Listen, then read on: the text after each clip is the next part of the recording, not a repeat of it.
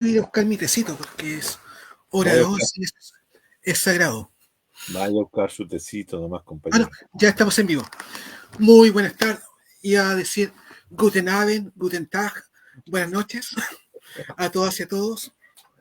El, el día de ayer tuvimos lo que es la primera vuelta presidencial. Algunos sosteníamos desde antes que iba a ser simplemente una primaria. Ujú. Y se cambió toda la Cámara de Diputados y se cambió la mitad del Parlamento Del de la Senado. Cámara de Senadores. ¿Ya? Para analizar, hubieron varias sorpresas. Una de ellas fue el Papito Corazón. Perdón, se me olvidó. Franco Parisi, no voy a hacer bromas. Eh, Pasó lo que muchos sospechábamos que iba a pasar a segunda vuelta Janel Jara y que lo más probable es que iba a pasar a segunda vuelta José Antonio Castro. El día de ayer, cuando se vieron los resultados, por lo menos dentro de mis redes sociales, empezó a generarse una gran depresión a nivel global. Los derroteros de todos los compañeros, gente conocida, progresistas, etcétera, están por el suelo y hay dos grandes corrientes en estos momentos. Primero, los que están llamando a que hay que retomar la calle porque se viene un gobierno extremadamente autoritario. Hay otra corriente minoritaria, pero que también dice que todavía se puede dar vuelta la elección igual que el 2021, cosa que desde mi perspectiva, después de ver los resultados, se ve complejo porque son otras circunstancias.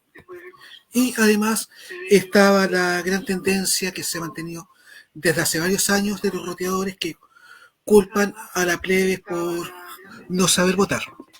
Para hablar de ello, hablar del qué hacer, quizás del qué hacer, tenemos al compañero Juan Carlos Gómez Leighton, doctor en historia, sociología, director supremo del... ¿No es director supremo? No, no, no. Por favor, no soy director. Director académico. Es que con lo que pasó ayer ya estamos Sí, cambiando todos sí, sí. Sí, sí, sí. sí, no, Víctor Académico del CIPSAC, y con él vamos a empezar a hablar. Bueno, ¿Qué, ¿Qué piensas de lo que sucedió ayer? ¿Fue una sorpresa, como muchos decían, como los encuestólogos afirman? ajá. Bueno, en primer lugar, buenas tardes a todos, a todas y a todes. Agradecer la invitación de Radio Marga Marga para poder, una voz de los territorios, hay que agregar siempre eso, y para poder conversar acerca de los resultados electorales que se registraron ayer, tanto en la elección presidencial como en la elección parlamentaria, que generó en grandes grupos de analistas la idea de que estamos entrando a un nuevo ciclo político, a un nuevo ciclo político producto de los resultados que se obtuvieron, pero no solo de los resultados que se dieron en la presidencial, sino que también en el Parlamento. Yo tengo la impresión de que ayer, en primer lugar, así en general, no solamente hubo dos ganadores, que son los que pasaron a la segunda vuelta, al balotage, en este caso la candidata del Pacto Unidad por Chile, Janet Jara, como también el candidato del Partido Republicano y del Partido Social Cristiano, José Antonio Caz, que pasaron a la segunda vuelta. Pero no solo en esta elección se dio esos dos ganadores, sino que hay un tercer ganador que es muy importante, que es Franco Parisi, que obtuvo nada menos que el 19 y fracción de los votos. Ese hecho de que obtuviera esa cantidad de votos, Franco Parisi, y que no hubiera estado en la óptica, en la mira de las diversas encuestas que se realizaron previo a la elección, ¿cierto? Y que muchas veces lo colocaban en un lugar muy abajo, en el quinto lugar, en el cuarto lugar, representa un elemento muy interesante de tener en cuenta al momento de analizar el escenario político que se nos viene.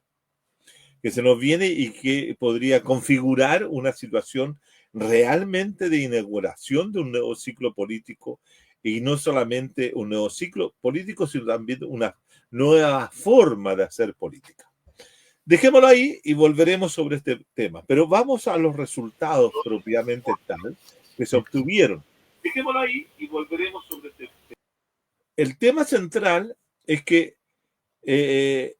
los guarismos que se dieron en la presidencial también marcan una tendencia en que ninguno de los candidatos fue capaz de superar el 30% de los votos.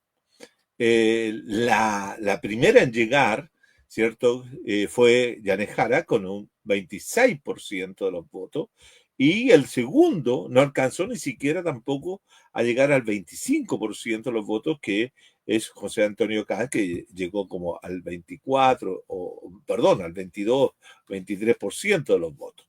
Eso señala que todo el resto de los competidores estuvieron bajo el 20% de la adhesión ciudadana, y que los candidatos que eran más díscolos, por llamarlo de alguna forma, que estaban en una postura más crítica o más adversa contra el sistema, de oposición al sistema, que eran Marco Enrique Ominami y el profesor Artés, sacaron magras votaciones.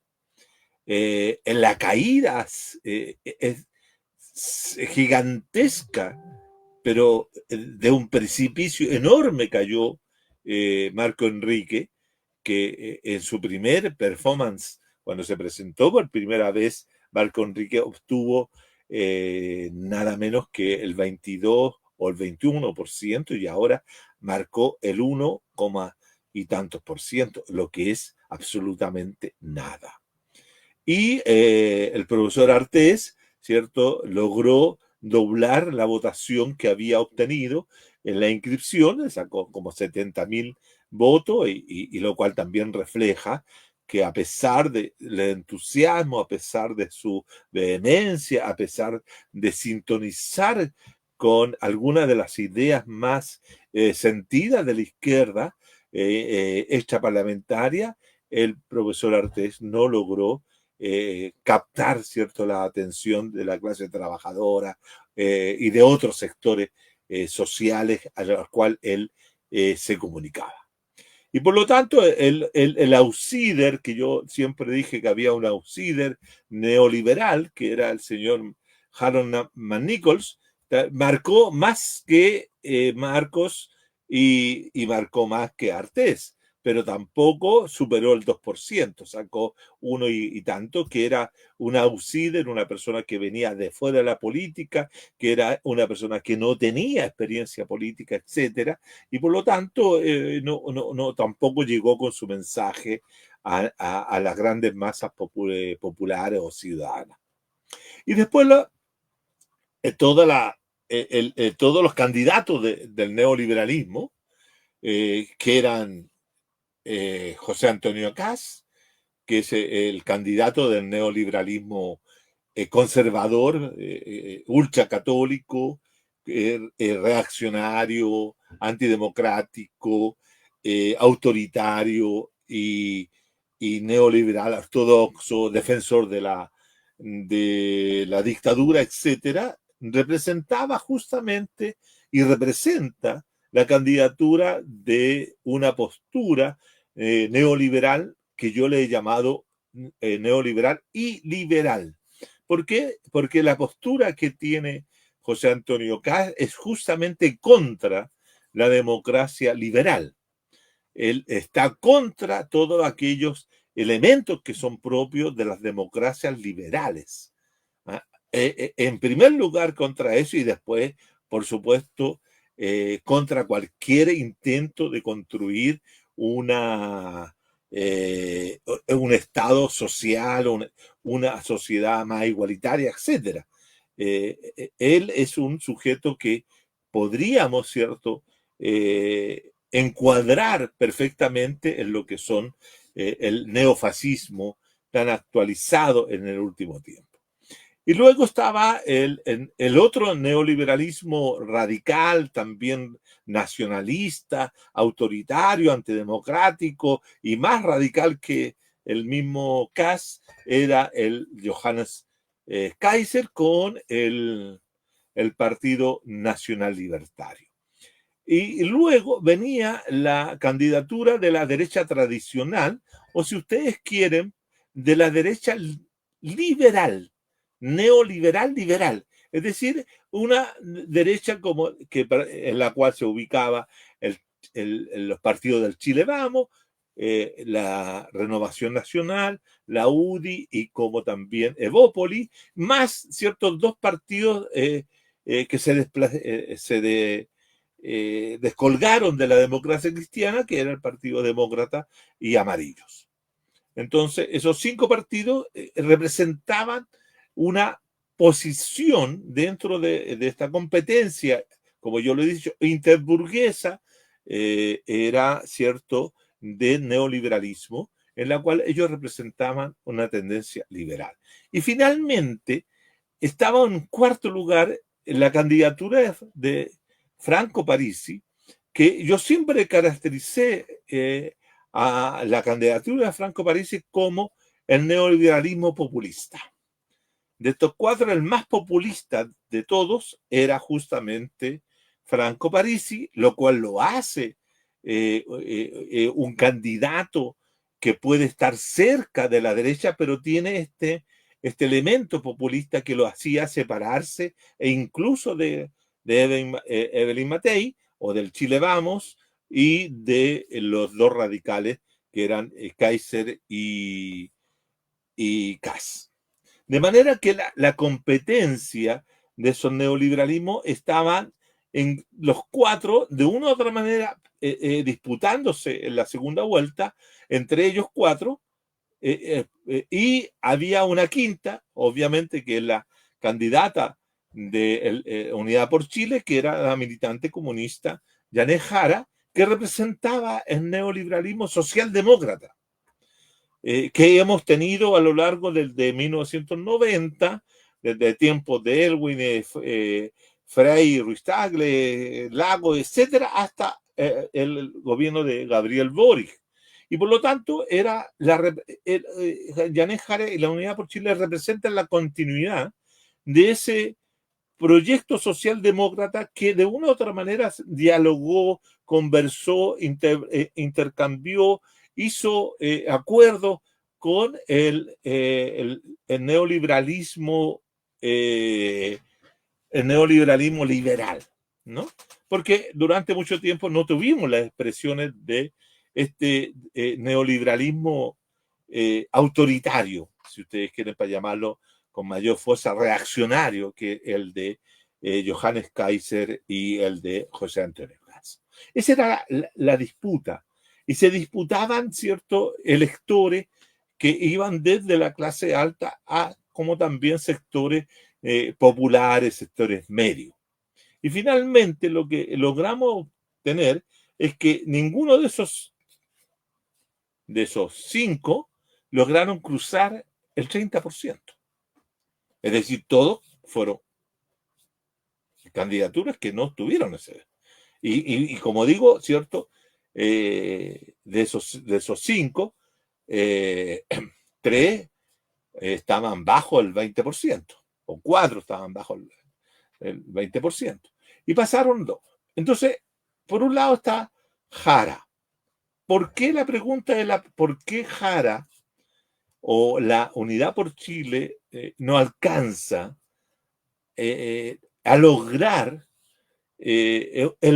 un voto que le permitiera llegar mejor expectada para la segunda vuelta, en lo cual muchos analistas planteaban de que tenía que llegar con un 30 o más, ¿no?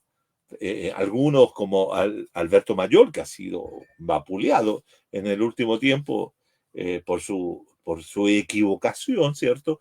Al decir que Jara iba a llegar con el 30 y tantos por ciento, 35, 36%.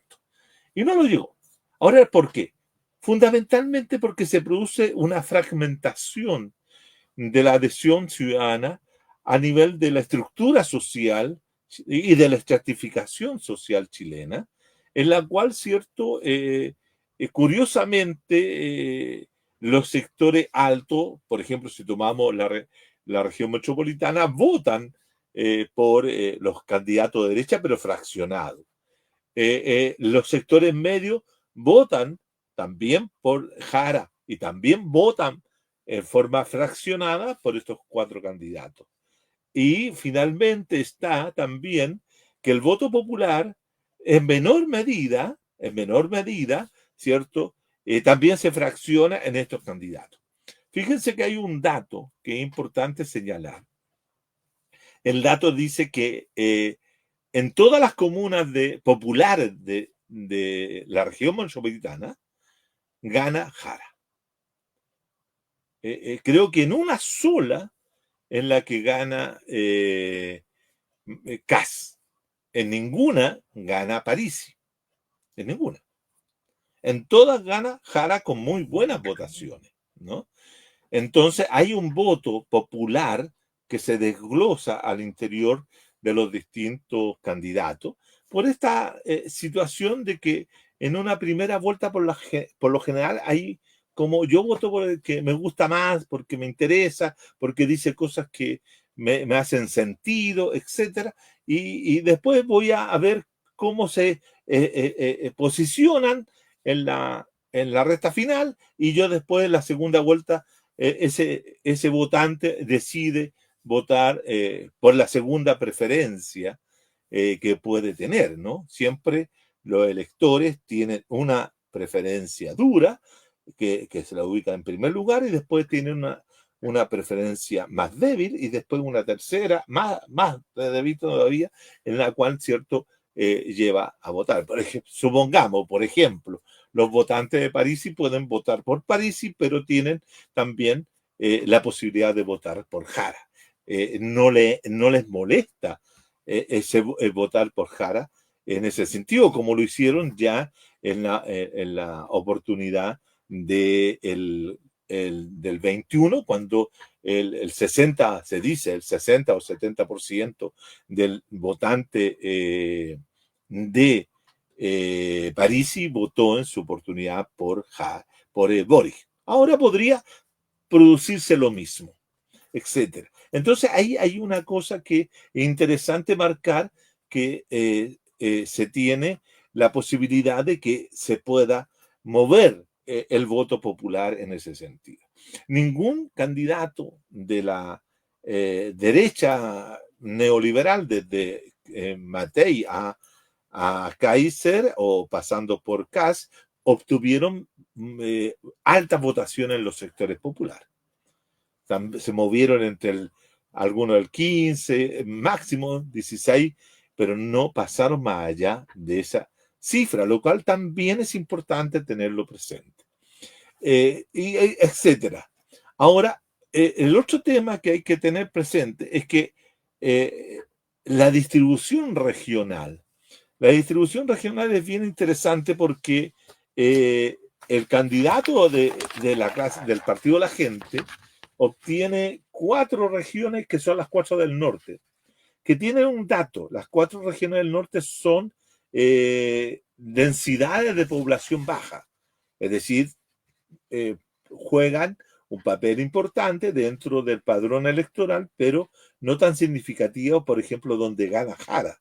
Jara gana desde Coquimbo hasta la región metropolitana, pasando por Valparaíso, que son regiones populosas, que tienen mucha votación, entonces tienen mucho peso en ese sentido. Y Kast gana también desde la región metropolitana hacia el sur, hasta la región de los lagos, y en Aysén y Magallanes vuelve a ganar Jara.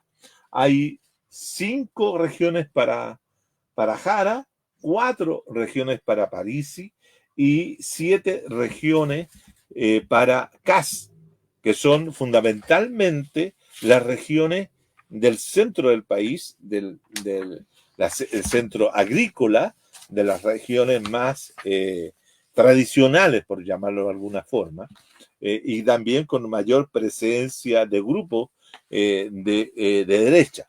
Mientras que Parisi gana en el norte, donde hay una población de trabajadores que están ligados a la minería. Él habló mucho a la gente de la minería, el estudio se reunió, etcétera. Yo creo que ahí hay una posibilidad de que el grupo de votantes de Parisi pudieran dirigir su voto a una candidata como Janne Jara, partiendo de la base de que una de las promesas de campaña no dichas por el candidato Kast es que buscarían nacionalizar, o perdón, privatizar Codelco.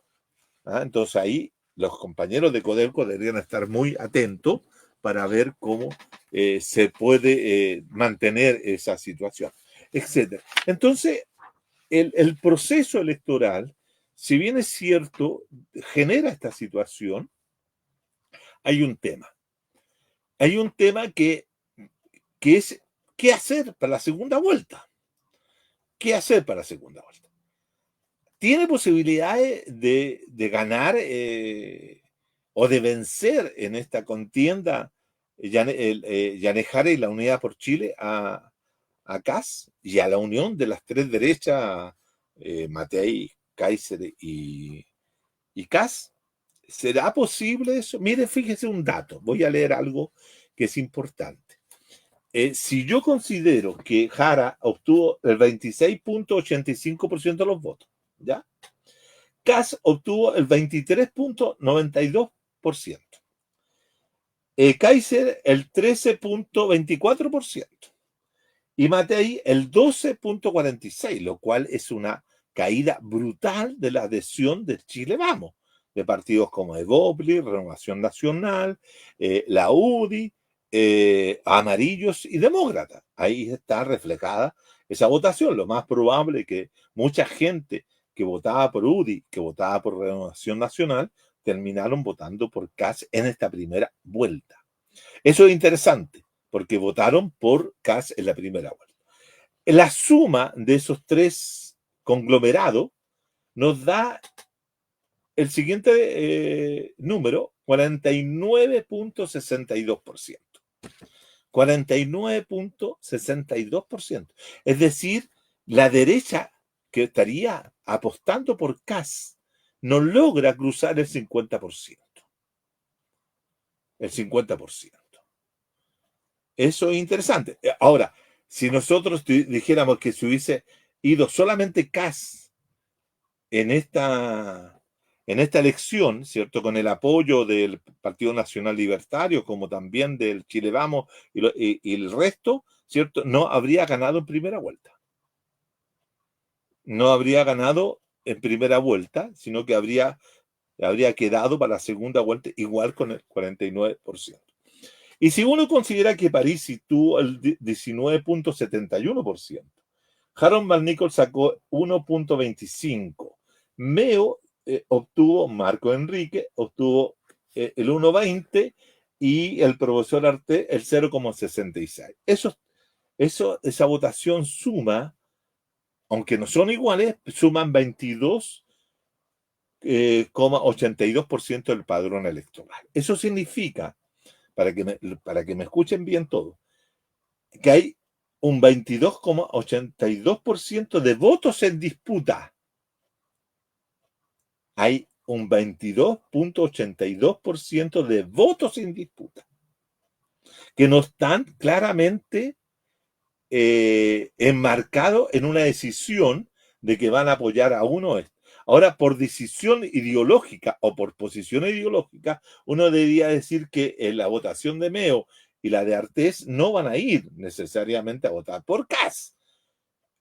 Y es probable que dejen en libertad de acción a sus votantes y estos podrían votar perfectamente por Janne Jara y incrementar algunos puntitos a Jara.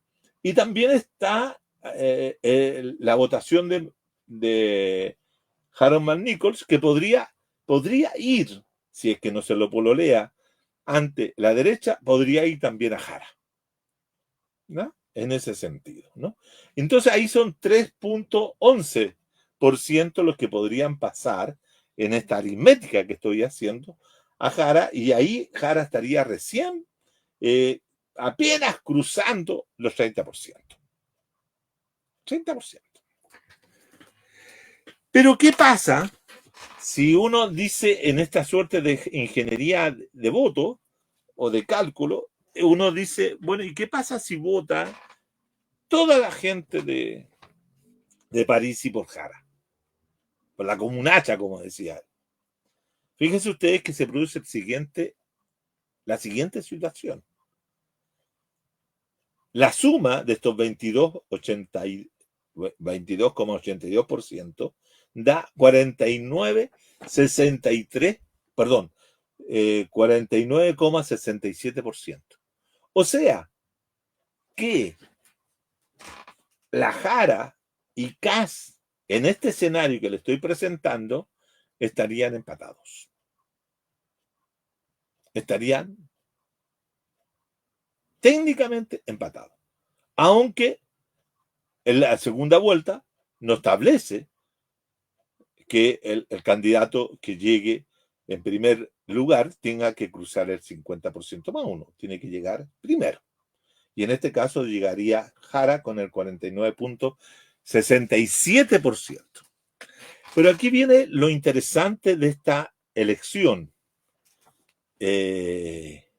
Auditores, compañeros y compañeras, que aquí hay que cambiar, como lo he dicho yo en múltiples ocasiones, y lo voy a seguir repitiendo porque aquí es necesario, y más en esta elección, en esta segunda vuelta, si hay una voluntad política entre distintos actores políticos de querer disputar efectivamente el poder y no entregar todo el poder a la derecha, todo el poder que tenga el control no solo del Ejecutivo, sino que tenga el control también del Legislativo y que de una u otra manera tenga el control también del Poder Judicial, que le agregue el poder de las Fuerzas Armadas, etcétera. Esa es una concentración del poder total en las manos de la derecha neoliberal. Y podríamos entrar en un ciclo de no solo de hegemonía neoliberal, que la hegemonía neoliberal la tenemos desde el año 75 en adelante, sino que estaríamos configurando de una u otra manera un régimen político autoritario, reaccionario, en manos de un hombre que admira y admiró a Pinochet, que es José Antonio Kast. Si se busca en la voluntad política de todos los actores que están hoy día por impedir aquello, lo que debiera ser las fuerzas políticas de la Unidad por Chile, y por cierto, si es que París está en esa misma intencionalidad de impedir que Kast asuma todo ese poder, lo que hay que implementar en Chile no es la elección de un presidente o presidenta, sino la configuración de un gobierno. Y yo digo un gobierno semejante a los que establecen los franceses en las segundas vueltas de aquel país, que es hacer un gobierno de cohabitación. De cohabitación. ¿Se acuerdan que yo partí diciendo de que no habían solo dos ganadores, sino habían tres? Bueno, si Franco Parisi no quiere repetir el camino desastroso, tortuoso que hizo Marco Enrique Ominami, que partió con el 20% y 21% y terminó al cabo del tiempo en el 1%, si no quiere repetir ese camino, Franco Parisi debiera hacer lo que yo voy a sugerir. Si quiere evitar lo que no quiso evitar en su momento el Frente Amplio cuando ganó, ¿cierto? Se me fue el nombre de la ganadora en aquella oportunidad. Ganó Piñera, sí, pero ganó Piñera contra Alejandro Guillé. Y Sí, Alejandro Guillé, el Frente Amplio, obtuvo con la BEA, con sí, con la Sánchez. Beatriz ganó casi 1 millón de votos, y en esa oportunidad el Frente Amplio llamó tibiamente, cuando ya faltaban horas para iniciar el proceso electoral, llamó a votar por Alejandro Guillén. Y ese llamado tardío, ¿cierto?, llevó a que ganara Piñera en esa oportunidad. Y por lo tanto hay que hacer esta idea no de un pacto como lo hizo o como integración que hizo Boric. Boric, ¿qué es lo que hizo en 21? Él se alió con la nueva mayoría, perdón, con la nueva mayoría, con el socialismo democrático, y estuvieron tensionados permanentemente a lo largo del tiempo. Y esa situación llevó a que Boric no tuviera, ¿cierto? No tuviera una buena representación parlamentaria. Fíjense ustedes que si se forma un gobierno de cohabitación, en la cual en Francia hay distintos ejemplos de esa situación, en la cual conviviera un gobierno socialista con un primer ministro derechista. Así que eso es la cohabitación. Aquí sería un neoliberalismo socialdemócrata, democrático, con algunos elementos mayormente democráticos que el de Kass, y este populismo neoliberal de Kass. Esa sería la cohabitación, ¿no? Podría ser que algunos de los miembros del Partido de la Gente, ¿cierto?, fueran ministros de Estado. Incluso el propio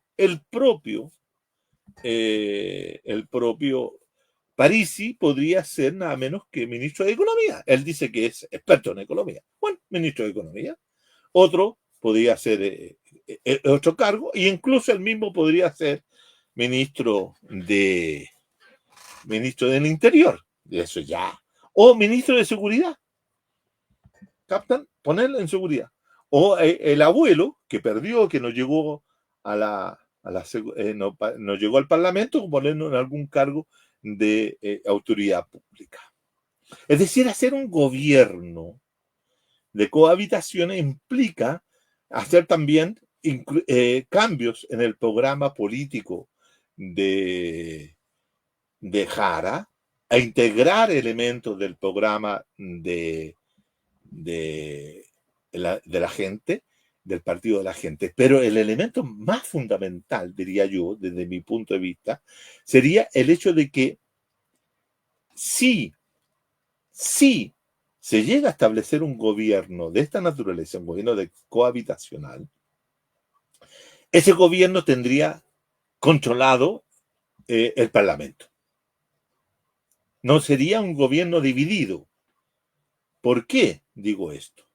Porque hoy actualmente la Unidad por Chile, ¿cierto?, más el Verde Social, logran tener aproximadamente 64 diputados y diputadas. Pero si hicieran un gobierno de cohabitación con el Partido de la Gente, el Partido de la Gente contribuiría con 14 diputados. Por lo tanto, la suma serían 78, si no me equivoco, 78 diputados.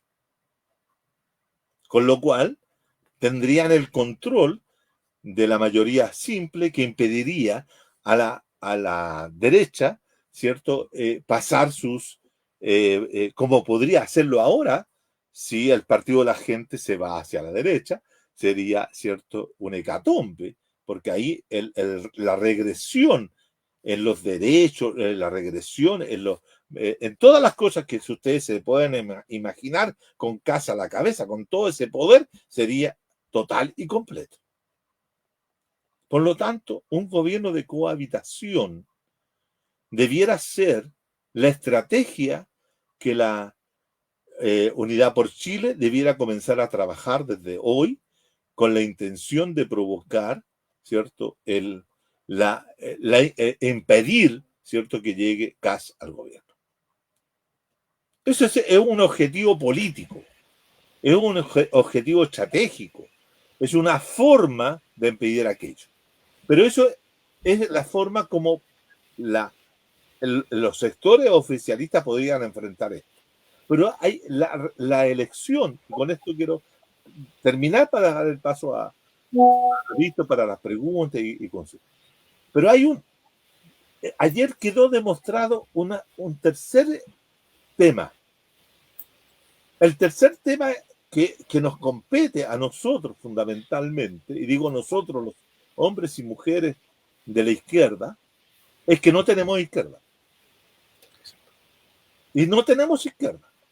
Aquí no hay que empezar a discutir que yo soy más revolucionario porque yo cito a más o cuáles pensadores. No, aquí quedó reflejado y en este mismo programa tuvimos una pequeña polémica con Marta acerca del tema del voto.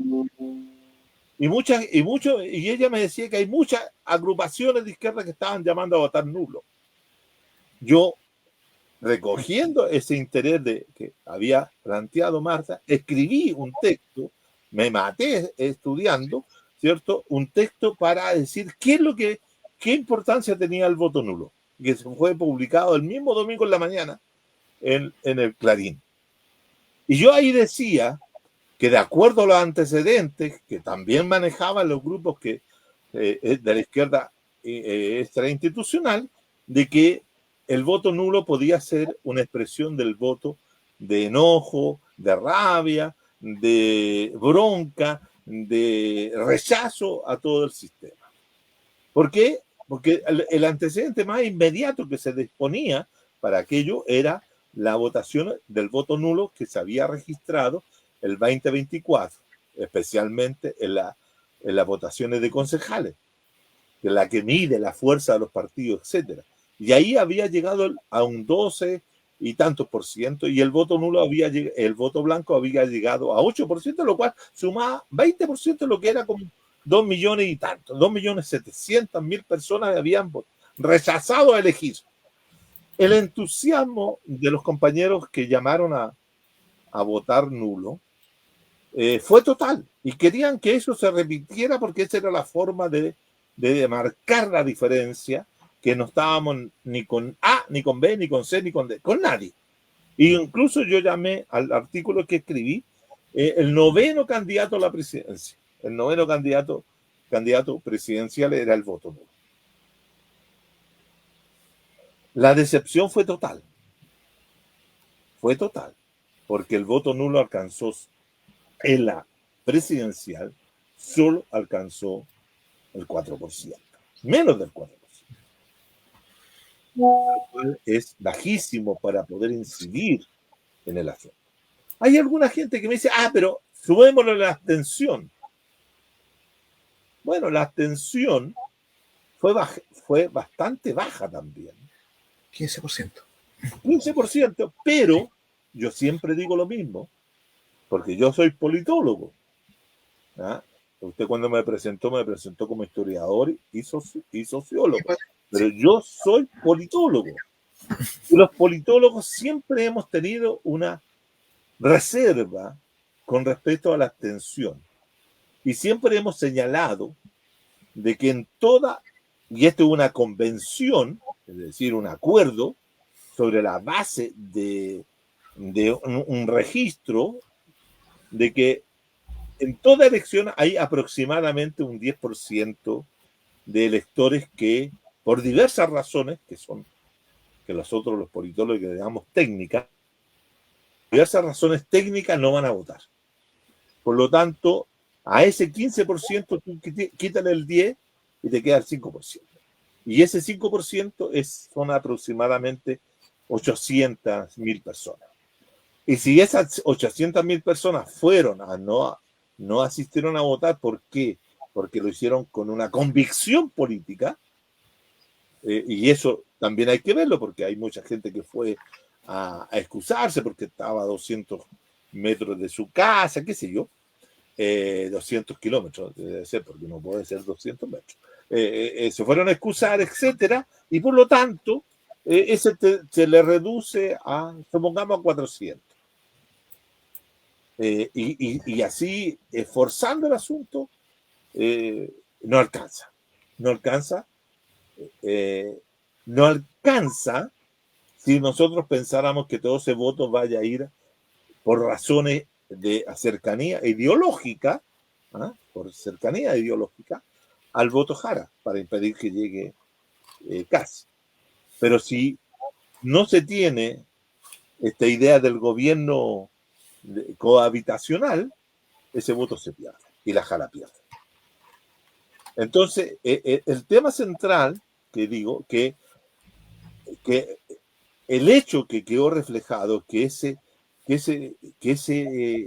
llamado que hicieron organizaciones sociales tales como el MIR que dirige el compañero Demetrio Hernández, el grupo también de Inquietando por el Margen, que también llamaron a la abstención y al voto nulo, y otras agrupaciones de esa naturaleza, algunos sectores del Frente, del ex Frente Patriótico Manuel Rodríguez, etcétera, una playa demostró que no tenían convocatoria.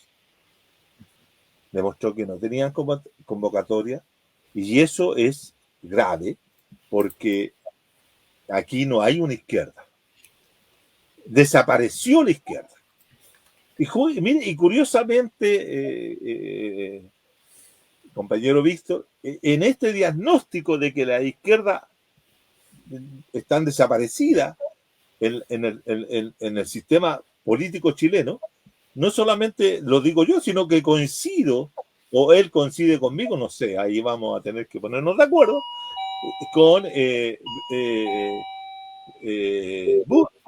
Gustavo Burgos, que al ser entrevistado por Telecanal, el canal ruso, él también sostuvo que había una crisis de la izquierda y que él dijo que era la mayor derrota de la izquierda, pero él se estaba refiriendo fundamentalmente a la izquierda que estaba en el gobierno, es decir, al Partido Comunista y al Frente Amplio, pero no dijo nada en relación a esta otra izquierda, que a la cual yo le pongo más atención que a la otra izquierda, porque yo a esa izquierda la considero neoliberal, y por lo tanto acá fue derrotada la socialdemocracia neoliberal.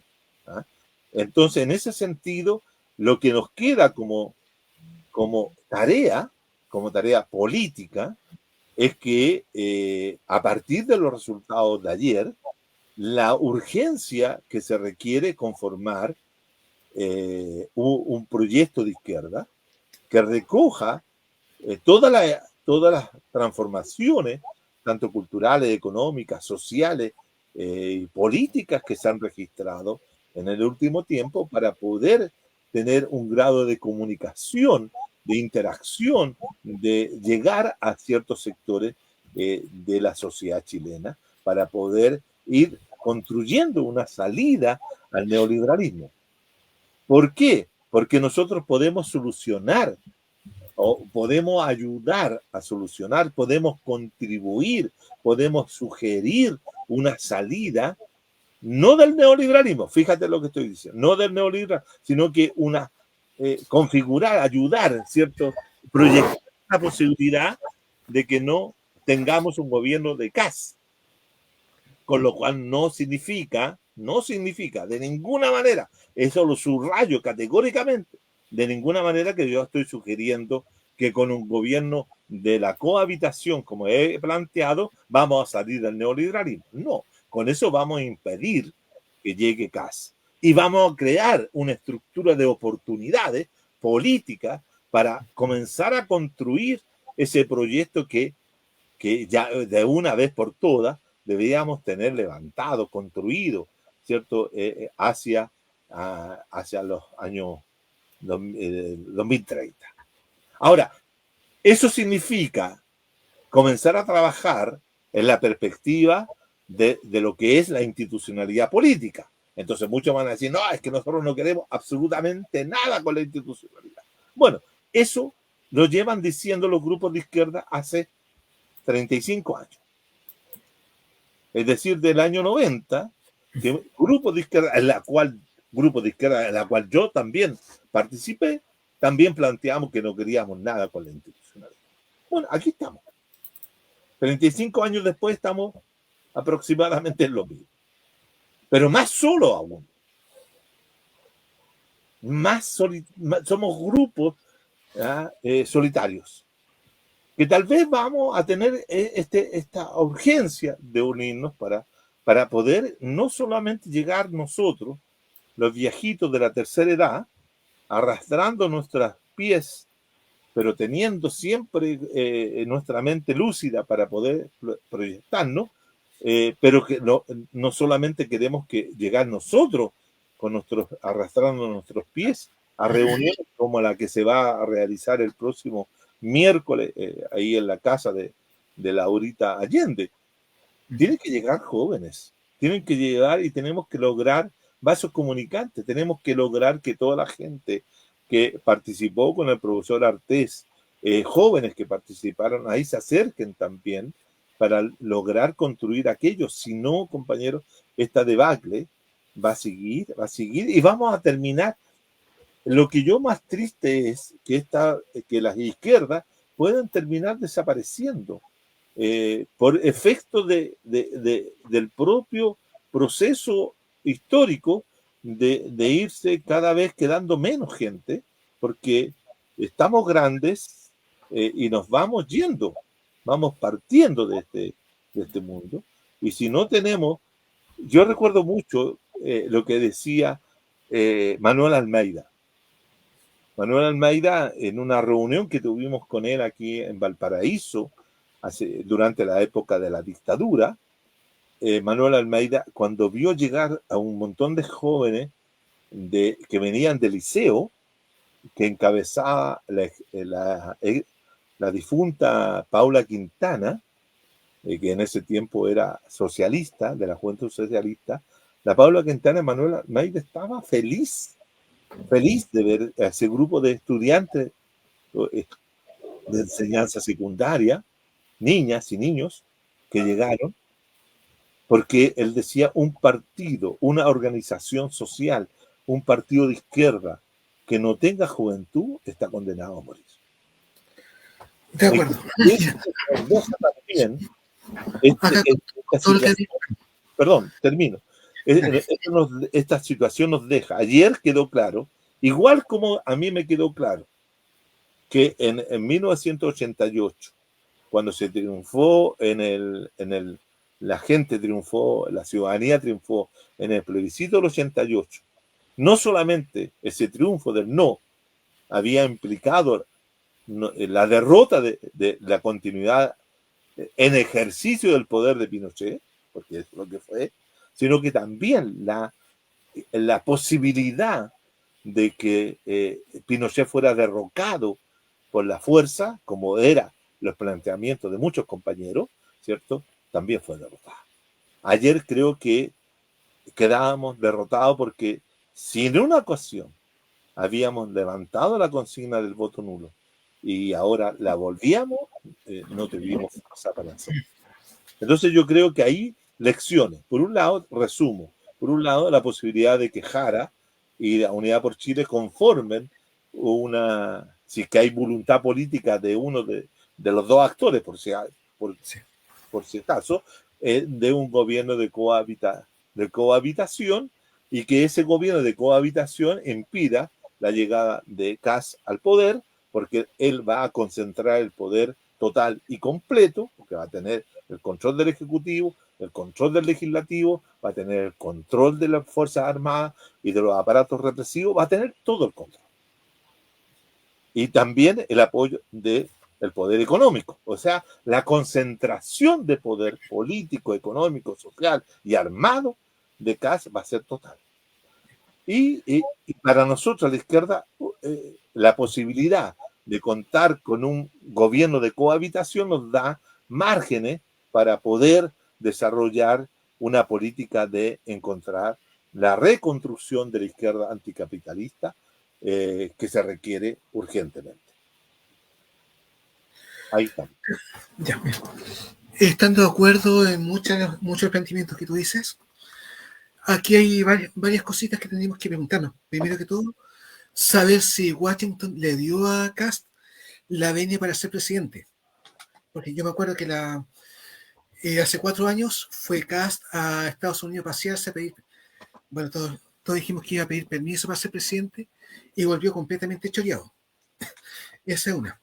Y justamente cuando volvió choreado empezaron todos los neandertales del caquismo, por decirlo de alguna forma, a salir con todas las series de declaraciones de que había que matar a los comunistas, había que violarse a todas las mujeres que no tenían ningún derecho salvo estar en la casa, etcétera. Yo creo que ese es el gran punto que tendríamos que ver, porque finalmente somos una neocolonia de Estados Unidos y lo que dicen allá es lo que se hace acá. Por esa razón, yo antes de ver antes del resultado de ayer, sostenía que la segunda vuelta lo más probable es que ganara Jara porque era quien le daba la estabilidad política justamente a Chile y por ende para que pudiesen haber buenos negocios con las grandes transnacionales. Eso es lo primero. Lo segundo, estoy completamente de acuerdo que no existe izquierda. Hoy día estuve viendo varios podcasts desde los más ultrones hasta los más socialdemócratas y en ninguno de ellos hacían ese reconocimiento de que no existía izquierda. Todos estaban hablando de que había hacían el símil de que el progresismo es la izquierda y que había sufrido una pequeña derrota, que había que reorganizarse, etcétera. La gran pregunta es si durante estos 4 años donde habían ciertas condiciones para que la izquierda se pudiese organizar, reorganizar o reconstruir, ¿cómo sería posible que en un gobierno, no es coalición lo que tú me dices, en un gobierno de, Cohabitación. de cohabitación se pudiera reconstruir la izquierda, tomando en cuenta que Artés ya dijo que no va a participar de un gobierno con Jara a menos que les cambie el programa que no puede cambiar porque no pueden renacionalizar los recursos naturales, que es la piedra de tope que pone Artés, por lo menos hasta ayer. Por otro lado, es bastante complejo el tema del partido de la gente, porque este es un fenómeno que he estado viendo por lo menos desde la última elección, que no es un partido atraparo todo, como dicen ustedes los politólogos, que tú puedes encontrar gente de la derecha clásica hasta gente que se podría considerar progresista, pero que están choreados justamente con todo lo que es el establishment. Entonces ahí se podría dividir la votación por un lado hacia Kast y otro lado de forma espontánea hacia Jara y un porcentaje no menor de votar nulo. O sea, ahí sería complejo para la subsistencia de ese partido de que se decidiesen apoyar. Y segundo, ¿con quién tendrían que hablar? ¿Con Parisi o con Giles? Porque de los dos la más política es la Giles, me parece a mí. No sé qué piensas tú al respecto. Ahora, ya, de acuerdo. Eso, parto por el primero. Yo tengo la impresión de que si Estados Unidos busca tener el cono sur en paz, debiera tratar de apoyar la idea de la cohabitación. ¿Por qué? Porque Kass le genera mayor inestabilidad política en la región. Entonces, en ese sentido, uno dice, no es un candidato que, que le ofrezca cierta gobernanza al momento político que vive en el país o en la región Estados Unidos, porque está a puerta de querer invadir Venezuela, lo cual puede generar toda una hecatombe en América Latina, porque ahí los movimientos sociales, los movimientos populares de resistencia se van a levantar, y con mayor razón se van a levantar habiendo un gobierno como el de José Antonio Kast acá en Chile. Por lo tanto, yo tengo la impresión de que estaría por habilitar, si tú quieres, usando tu propia lógica, habilitar la candidatura de Parisi. Recuerda que Parisi viene de Estados Unidos y que vive en Estados Unidos. Entonces, y si Parisi es una cuestión estratégica, Víctor, si Parisi quiere ganar la próxima elección del año 30 y quiere ser presidente ya formal, no puede mandarse a cambiar del país, porque eso significa volver a desestructurar el partido. El partido lo estructura Parisi. Parisi es el que le da organicidad a ese partido, el que tiene la capacidad de articular entre las distintas y heterogéneas gente que conforma el partido de la gente. Porque ella tiene la experiencia de que él se fue de Chile y trató de maniobrar, de manejar el partido de Estados Unidos, y a los pocos meses, a los pocos años de andar, ya no tenía partido. O sea, no tenía bancada parlamentaria. Se fueron todos. Fíjate que hay un dato. Todos los parlamentarios del Partido de la Gente se fueron del Partido de la Gente. Y ninguno fue reelecto. Ninguno fue reelecto. Entonces, eso significa que él tiene una capacidad de articular el partido y dotarlo de una orgánica, de institucionalizarlo, si tú quieres, como hablamos los políticos. Es lo mismo que no hizo Marco. Marco Enrique también dejó al PRO, así se fue, se mandó, fue a crear el grupo de Puebla, etcétera, etcétera, y no estructuró nunca un partido. Y se quedó, como por ejemplo, en esta, sin parlamentarios y sin nadie. Y en ese sentido yo creo que Estados Unidos, y como tú lo dices, le daría el visto bueno a Parisi para que pudiera establecer una cohabitación con Jara. ¿Por qué? Porque eso significa una cosa, estimado. Si usted le pone a Parisi junto con Jara, hay un control de poderes, se bloquean.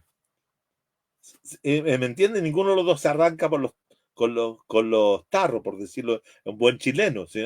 Entonces hay un equilibrio de poder en el interior de ese gobierno. Eso sería una.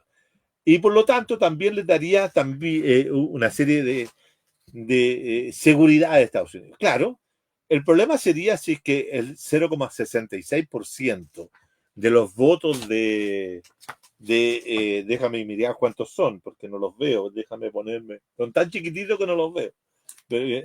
¿Cuántos son el 0,66% de nuestro amigo Artés?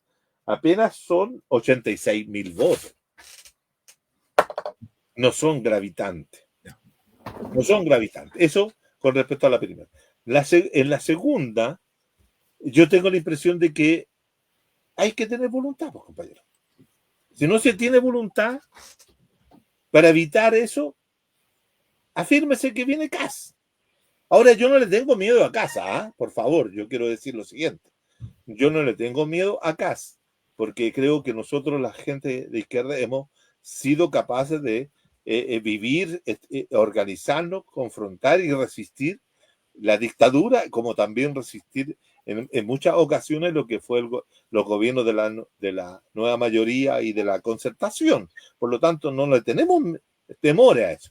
Lo que yo temo, y por eso me preocupa el caso de Kast, es que él representa un regreso, una regresión, mejor dicho, de todos los derechos sociales que hoy día tienen ciertas comunidades de ciudadanos chilenos. La tercera edad, los trabajadores, etcétera, puedan perder esas cosas. Yo creo que ahí es donde está el tema que hay que poner el acento. No, yo no quiero que quede está porque no quiero que concentre todo el poder y me imponga un modelo, una forma de hacer, una forma de pensar, sino que hay que evitarlo. Esa es la situación. Y por eso lo digo, yo no estoy diciendo que a mí me interesa Jara nada. Yo creo que voy a ser tan opositor como he sido del gobierno de Boric con el gobierno de la cohabitación, pero yo los prefiero a ellos, porque sé. Ahora, el papel de la Pamela Giles. ¿Sabes que en la mañana estuve pensando cuál podría ser el papel de Pamela Giles? Pamela Giles, desde la época que yo la conozco, ella fue una militante que estuvo vinculada a los elementos de resistencia. ¿Cachai? Estuvo casada con un dirigente del MIR, que era, y ese dirigente del MIR, el papá de su hijo, de Gastón Muñoz, etcétera. Fueron. Y por lo tanto, yo no creo que la Pamela Giles, por mucho que esté así como es, ¿cierto?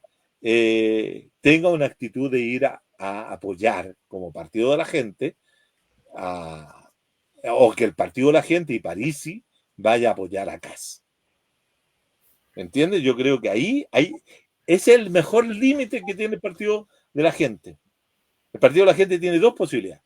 Si apoya a Kass y le da su respaldo, yo creo que la Pamela Giles, que ya logró el objetivo que buscaba, que era volver a estar en el Parlamento, se va del Parlamento. Se va del partido de la gente, digo. Renuncia. Ella no tiene problema para renunciar como ha renunciado tanto otros y quedar como independiente. ¿Me entiendes? Porque sería muy fuerte para ella ir a saludar a un nazi, a una miembro de una de las familias que de una u otra manera sacrificó y patrocinó, ¿cierto? Como todos sabemos, supuestamente, los asesinatos de los campesinos de Paine, ¿no? Entonces, sería muy fuerte. Yo creo que ahí hay un elemento que hay que trabajarlo, hay que saberlo tener presente en ese sentido, porque este es un nuevo gobierno. La Pamela fue muy clara en desquitarse del Boris, cuando el Boris, ¿cierto? Y su ministro de Hacienda negaron la posibilidad del cuarto retiro, ¿te acuerdas? Y por eso ella votó en contra de la reforma previsional. Pero ese gustito ya se lo dio. Y se lo dio y se lo dijo, y se lo hizo contra, nada menos contra el presidente Boris. Pero ahora es otra condición, es otra situación. Entonces, además, ¿por qué? Porque ella estaba fuera del gobierno. En un gobierno de cohabitación, sería un gobierno en cual es cierto, el partido de la gente va a gobernar. No es que un gobierno que va a estar desde afuera, va a gobernar. Ese es el punto de lo nuevo que yo sugiero para hacer una modificación de la forma y del estilo que se hace la política hoy día dentro de la institucionalidad burguesa que tenemos, porque no tenemos otra institucionalidad. Y alguna vez pues, la izquierda podrá hacer estallar esta institucionalidad, pero por el momento no estamos en condiciones de hacerlo. Si no fuimos capaces de convencer a los compañeros y compañeras, a los pobladores, a los campesinos, a los trabajadores, a los portuarios, etcétera, de que votaran nulo, bueno, ¿cómo los vamos a convencer para hacer la revolución? Tendremos que ir paso a paso, lentamente, trabajar mucho para aquello. Entonces, eso. Y el tercer punto, la reconstrucción de la izquierda. Yo tengo la impresión, compañero, que hay que tener la voluntad también política y reconocer, tener el reconocimiento que estamos en una situación de crisis profunda, que estamos en una situación de que nos contamos con el dedo de la mano, que estamos en esta situación en que no nos escuchan, que tenemos que ser capaces de resolver aquello, que tenemos que ser capaz de hacer. Mira, el otro día yo escuchaba a un compañero que está en el grupo de la recuperación del cobre, ¿cierto? Plantearme cosas tremendamente significativas para poder hacer algo distinto, ¿visto? Algo distinto de lo que es el discurso permanente de la izquierda de decir, mire, compañeros, tenemos que nacionalizar el litio, tenemos que... Hay otras formas. Hay que tener capacidad imaginativa para hacer otras formas para utilizar el recurso cobre, el recurso litio y los ingresos que ese recurso nos producen. Entonces, ese compañero tiene todo un plan. Yo no lo voy a dar a conocer acá porque no me corresponde, pero digo que hay posibilidad. Y es más, entonces, encerrarse en solo la idea de si no nacionalizamos las cosas, no hacemos nada. Fíjate lo que le pasó al Evo en Bolivia. El Evo nacionalizó el gas y se terminó el gas, pues, compañero. Se terminó el hidrocarburo, los yacimientos de hidrocarburos se agotaron y no tiene mayor capacidad de producción. Lo mismo le pasó a Kirchner en Argentina, que también se le agotaron las fuentes del petróleo y tuvieron que empezar a usar otro tipo de producción en la cual destruían el medio ambiente. Es decir, hay que pensar cosas que nos den la idea de que podemos usar los recursos naturales que disponemos. Si llega Kass al gobierno, mira, tiene 3 elementos, 3 cosas que inmediatamente va a meterle mano. 3 o 2, que son las más que le dan mayores frutos, que es Codelco, privatizar Codelco y privatizar, decía bien, estoy pensando bien, Codelco, el metro y Televisión Nacional. Esas 3 empresas que hoy día controla el Estado en una empresa público-privada, la otra con una gestión privada, como es Televisión Nacional, pero terminarían eso, compañero. Tiene 3. Y si agrégale tú todas las ideas que tiene sobre lo que implicaría, ¿cierto?, afectar el financiamiento de nuestras principales universidades públicas, que es la Universidad de Chile y la Universidad Técnica, la Universidad de Santiago, y como todas las universidades derivadas. Entonces va a hacer recorte en esos planos. Si nosotros queremos defender el cobre, si queremos defender Codelco, si queremos defender Televisión Nacional, si queremos defender el Metro de Santiago, que se ha democratizado abiertamente, llegando a distintas comunas populares, que hoy día llega la gente que vive en San Bernardo, puede viajar en la línea 2 hasta el centro de Santiago en forma digna, a pesar de que van muy llenos, sí, todos los metros del mundo van llenos, pero y las universidades. Si nosotros queremos pensar que eso va a ser, y si quiere Parisi, ¿cierto?, defender a la clase media, como a la clase media aspiracional, debiera tener como elemento de defensa justamente esos 4 instituciones que reflejan y dan cuenta de lo que es lo meritocrático en este país. Si le creemos lo que es. Y bueno, y también hacerle caso en términos, se bajen los sueldos. Si todos estaban de acuerdo en bajar los sueldos cuando fue el estallido, ¿no? Todos querían que los senadores, los diputados, porque, bueno, se puede hacer. Se puede hacer. Y mientras tanto, la izquierda se organiza, pues. Comienza a elaborar ese proyecto, ese programa que no tenemos y que no hemos sido capaces de levantar. Y en ese sentido, compañero, creo que la única opción que le queda a Yanez Jara es tener claridad que lo que se viene no es la elección de una presidenta, sino la constitución de un gobierno, que es el gobierno de cohabitación. Cohabitar. Mitterrand y Gerard de Stein, si no me equivoco, yo no sé, bueno, para pronunciar idiomas, pero Mitterrand hizo gobierno de cohabitación. en Francia. Y nadie se asustó, nadie se murió, la izquierda siguió trabajando en lo suyo, etcétera, pero preservaron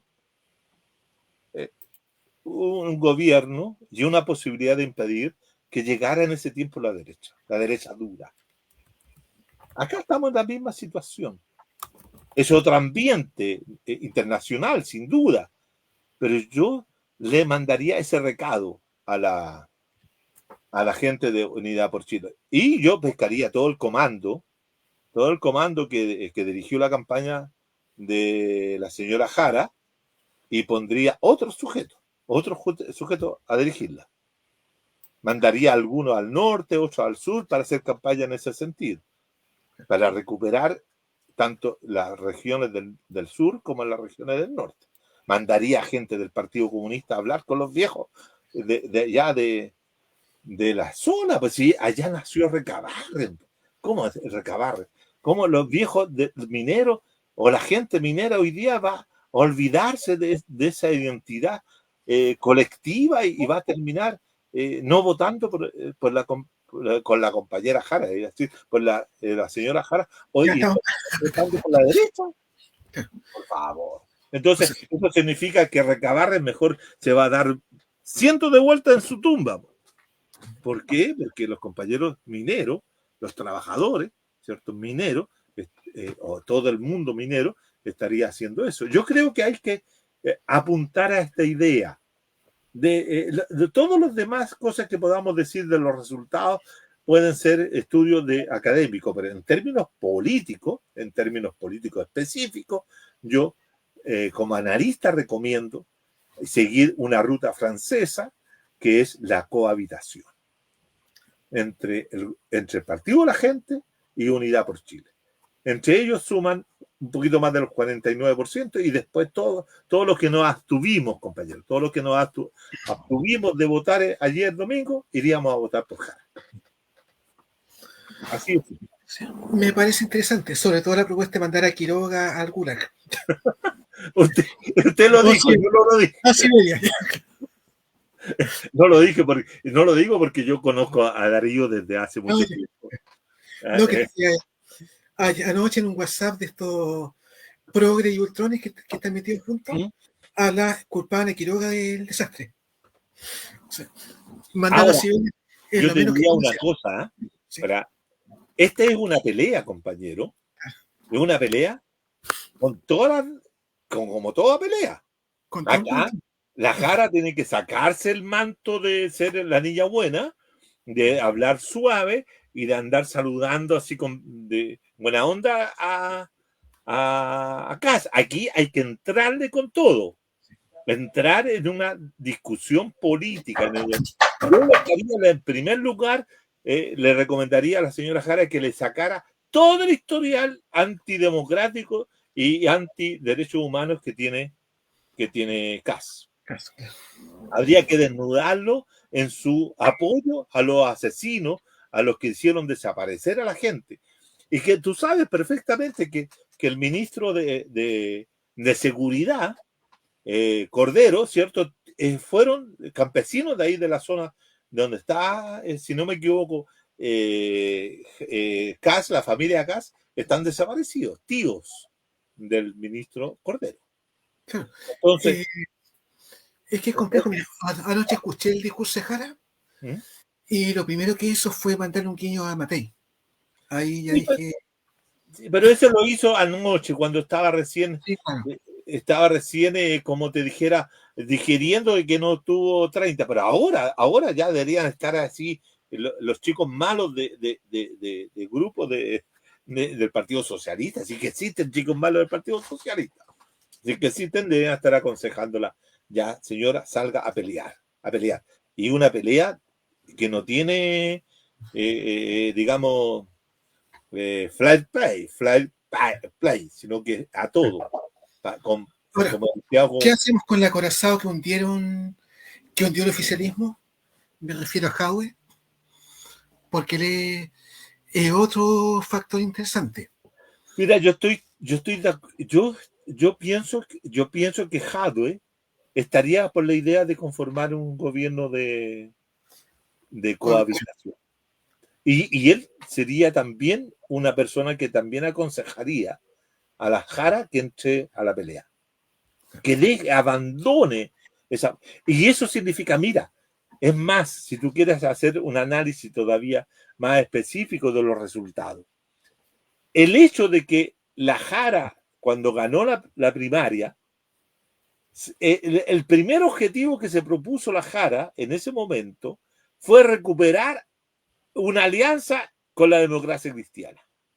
Un partido que estaba en el suelo.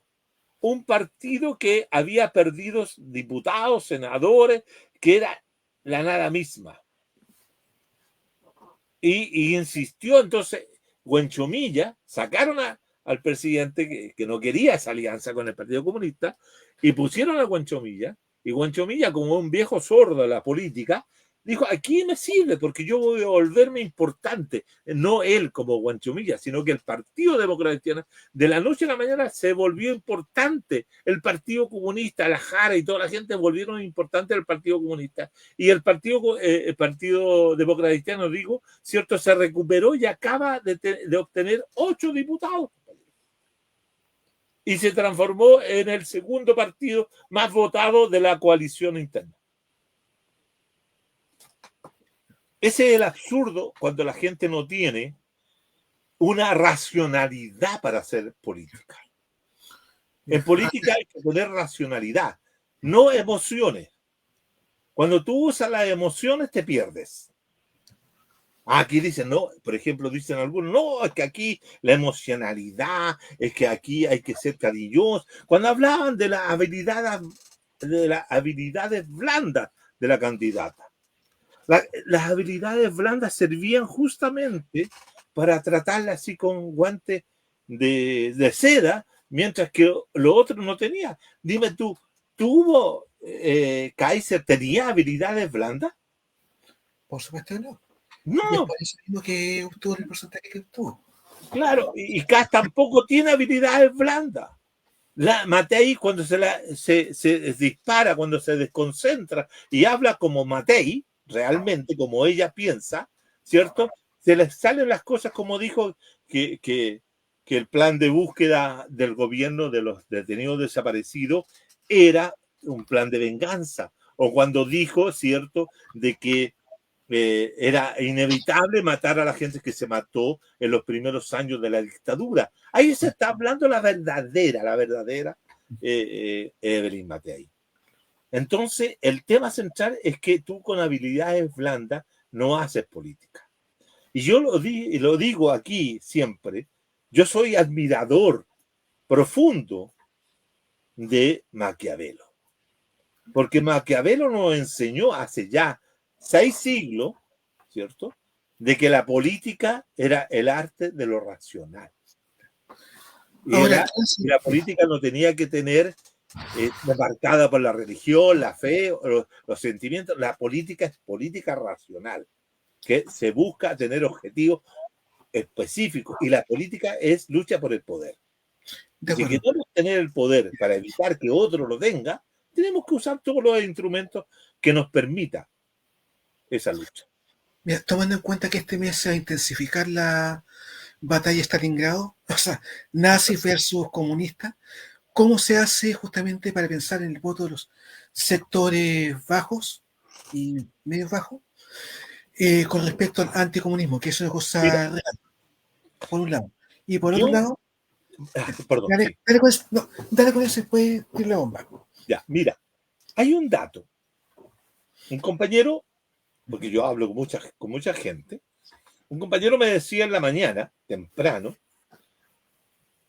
que un vecino de él le había dicho, mire compañero, o mire vecino, yo prefiero tener menos pan y tener seguridad. Por eso yo voy a votar por Kast. ¿Cachai? Yo quiero tener, aunque tenga menos pan en la mesa, yo voy a buscar seguridad. Y ahí me hizo reflexionar aquella anécdota o aquel planteamiento, me hizo recordar lo que nuestro querido amigo, porque es querido para muchos todavía, Vladimir Ilich Lenin. ¿Qué hizo Lenin, compañero? ¿Qué prometió a los trabajadores, a los campesinos, a los soldados durante la Primera Guerra Mundial en 1917? Paz. Paz y pan. ¿De acuerdo? Sí. Pan, fin de la guerra y alimentación. Y le agregó él, porque era más osado, electricidad como el elemento de modernidad que había que impulsar en la Unión Soviética en aquel momento. Yo diría lo siguiente, una nueva eslogan para este proceso de aquí al 14, pan y seguridad. Es decir, gratis. Pan y seguridad. O sea, yo le voy a poner más pan encima de la mesa, usted va a tener mantequilla, va a tener gas, pero también va a tener seguridad, porque nos vamos a preocupar de eso. Vamos a usar todos los instrumentos que nos permitan perseguir al crimen organizado, perseguir al narcotráfico. Vamos a implementar claramente y levantar el secreto bancario. Vamos a hacer todo eso. Entonces, usted va a tener seguridad combinado con pan y con alimentación, con precios, qué sé yo. Pero si tú no dices eso, claro, el oso gana, pues. ¿Por qué? Porque no le estás prometiendo lo central de la discusión hoy día, que es seguridad. Está dando un buen punto. O sea, mira, donde estoy haciendo unas pegas por ahí, me tocó hablar con la jefa el día sábado. Y por lo que había visto en su casa, tenía mucha estética de lo que podía decirse de izquierda. Disco de Esquila de la década del 80, 90, cosas así. Discurso más o menos interesante dentro de lo social, pero votó por Matei porque tiene problemas con los voladitos que están en la subida a su casa, por el problema de la inmigración, etcétera. ¿Sí? Eso por un lado, que me llamó bastante la atención. Yo pensaba que iba a votar por la otra por la Jara. Eso por un lado. Y por otro lado, hay algo que me llamó mucha atención en donde vivo, que muchos vecinos decían que no iban a votar por Matei justamente porque Matei era comunista. Por eso preguntaba cómo enfrentarse justamente al anticomunismo. Matei era comunista, o Jara Sí. era comunista. No, Matei. Matei era comunista. Sí. A ese nivel estamos hablando. Bueno, yo creo que ahí usted tiene que darles clases diciendo lo que no. Pero en este caso, como compañero. En este caso, fíjate que este es un elemento fundamental para la segunda vuelta. Si yo logro establecer un gobierno de cohabitación con el Partido de la Gente, se diluye inmediatamente el temor al comunismo. Se diluye. Porque tú vas a generar condiciones de gobernabilidad y hablemos. No nos asustemos la gente de izquierda que cuando hablamos de estos temas. Nosotros también vamos a tener que buscar formas de gobernar la revolución en su momento. Entonces, aquí hay que aprender a hacer gobierno. Y por lo tanto, yo tengo la impresión de que en ese sentido, ¿cierto? Hay que buscar la forma de gobernar el país teniendo los elementos centrales que nos permitan controlar, como te digo, la migración, que hay que buscar esa solución de que hay que buscar solución a la migración, no echando a los migrantes, compañero. No, porque eso no es adecuado. Que el CAS siga transmitiendo que va a echar a los migrantes y que ojalá siga insistiendo sobre eso y nosotros diciendo que los vamos a acoger. ¿Ya? Vamos a respetar a los migrantes. Segundo, luchando contra el crimen organizado, el narcotráfico y la delincuencia común.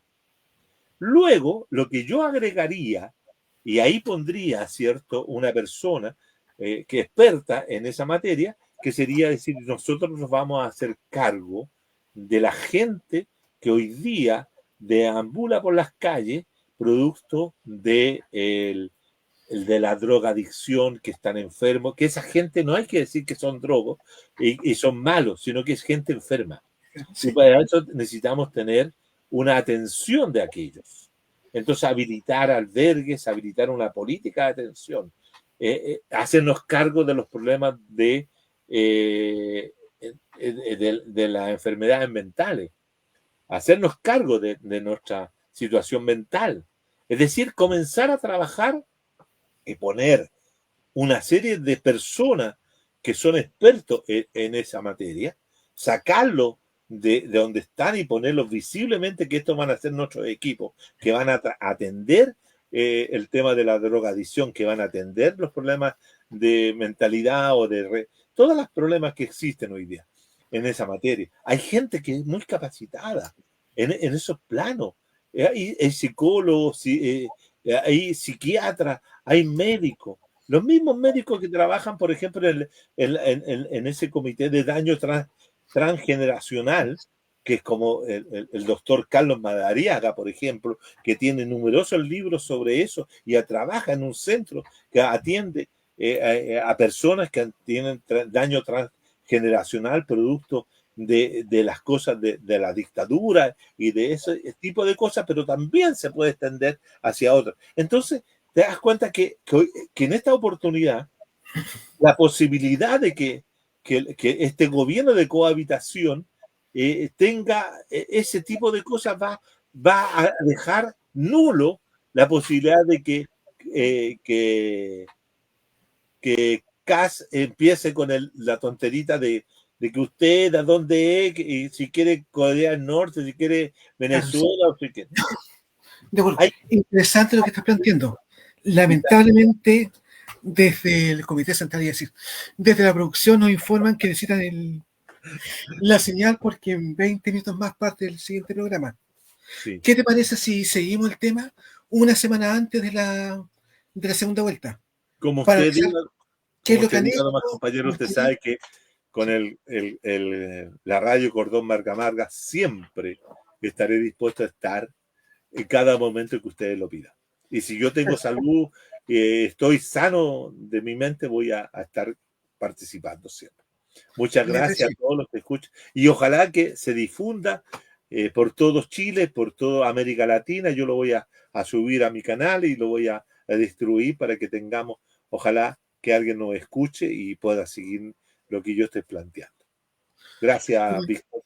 No, muchas gracias, Juan Carlos. Fue bastante interesante lo que planteaste y sobre todo el tema del gobierno de cohabitación. Cohabitacional. Eso. Es cuando tú duermes con tu señora en dos habitaciones. Eso es lo que se trata. Ya, tenemos que cerrar. Ya sabemos, si viene por aquí alguna futura presidenta, un ministerio de interior, yo no me enojo. Pero usted tiene que inscribirse en el partido de la gente o en el partido de algunos partidos de la compañera Jara. ¿Dónde queda Formaré mi propio partido. ¿Ah? Formaré mi propio partido. Bueno, también, eso también es otro elemento, que es formar un partido luego, un movimiento de apoyo a esta situación. ¿Ya? ¿Te parece si conversamos eso el próximo programa? Tenemos próximo programa el jueves nosotros. Ya, mejor seguimos entonces con eso. Vamos a presentar mi libro. Ya. Mi bello libro. Ya lo vamos a adelantar. El libro que hace una pregunta incómoda. ¿De qué sirvió la revuelta de octubre de 2019 para el movimiento popular?